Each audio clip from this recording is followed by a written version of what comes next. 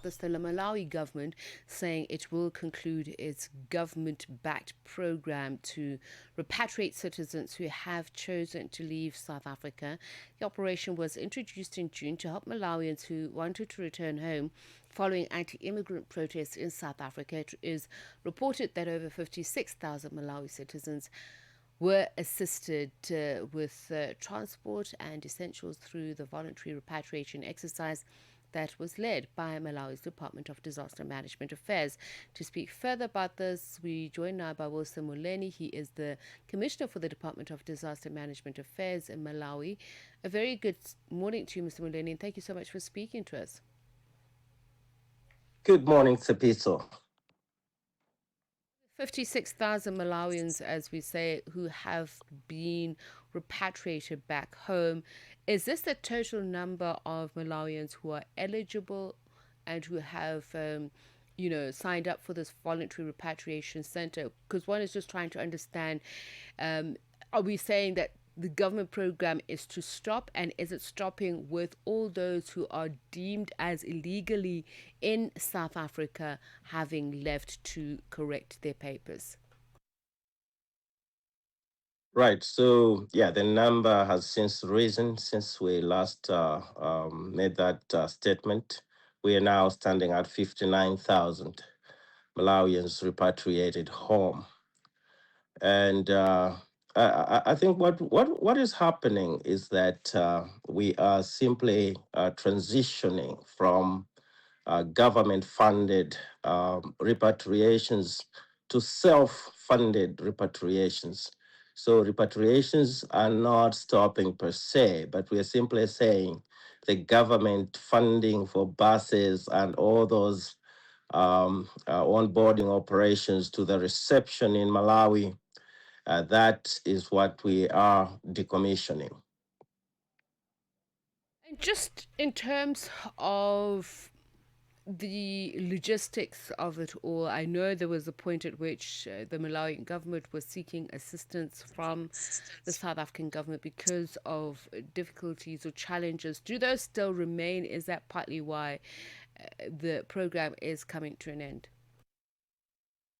Well, partly yes, but when this thing started, you saw those numbers in Sherwood, Durban. That was a big crisis, and we've been monitoring, analyzing the numbers. We have seen a big drop. We used to process in a day at our reception center here in Malawi, and even right there at Musina when I visited last time, the numbers were bigger per day. But now we're seeing a big drop, maybe a bus or two. Of course, sometimes a spike to 5 buses, 10 buses. But before we would process 40, 50 buses a day. So there's been a significant drop. And we're also seeing more of regular travelers, some of the people that we are recently repatriating. We're seeing if you go to the consulate, Malawi consulate, or the Malawi High Commission in Pretoria, you see that people are coming by Uber, well wrapped bags. And so we risk maybe transporting regular travelers if we prolong this exercise. And I want to talk about that because we understand that there is someone who claimed to be Malawian but was actually only trying to follow back home her partner. Have there been, significant enough in numbers of those types of incidents? Well, we we we we we we saw that in social media and of partners, yes, people following partners, South Africans following partners, that is common. But that story of somebody just following a bus, I think was more of a social media story. What you're saying is that it has not been confirmed. Are you certain, as the Malawian government, that there has been no non Malawian nationals who've actually sneaked into Malawi under the guise of, voluntary repatriation? No, we don't have such a case. We don't have such a case. In as far as I know.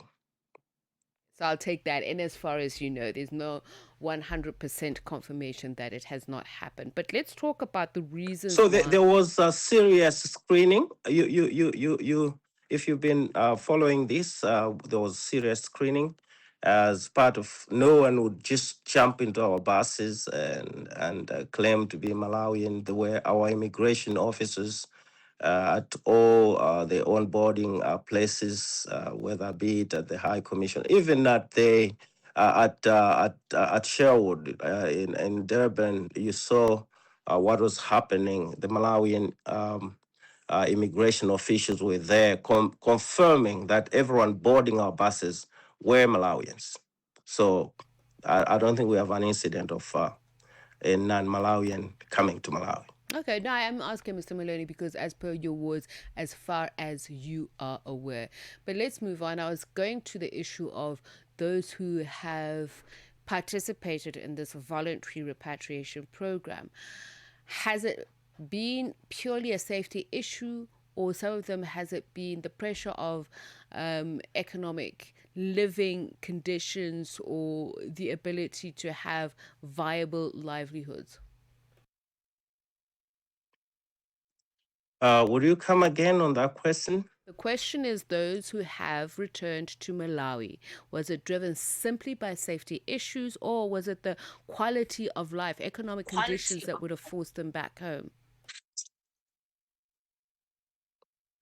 The economic situation where?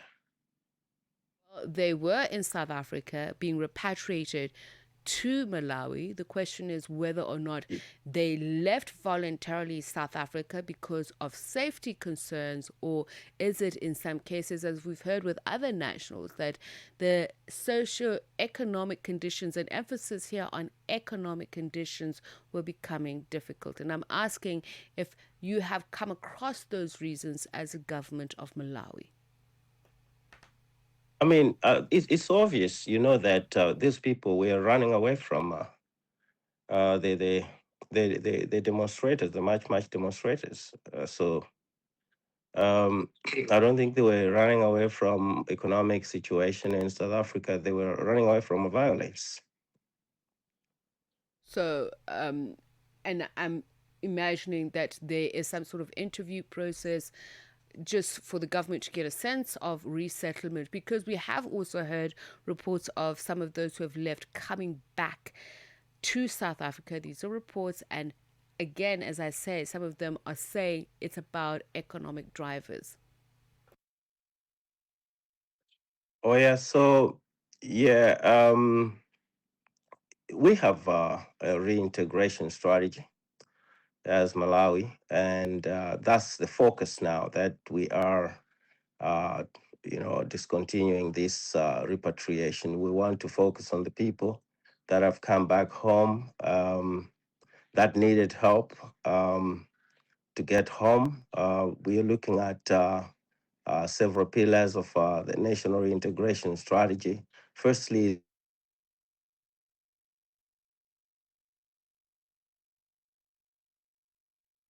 is to support them settle, and then look at those that have different, how we integrate those into the society, and also empower them economically.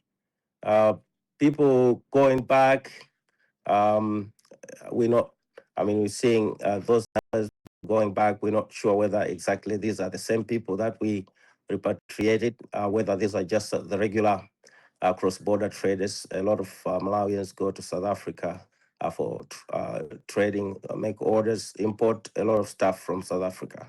So we will, in due course, confirm whether the people that are going to South Africa now are the same people that we have repatriated. So you cannot say for sure that the people that are going to South Africa now are the ones we have repatriated.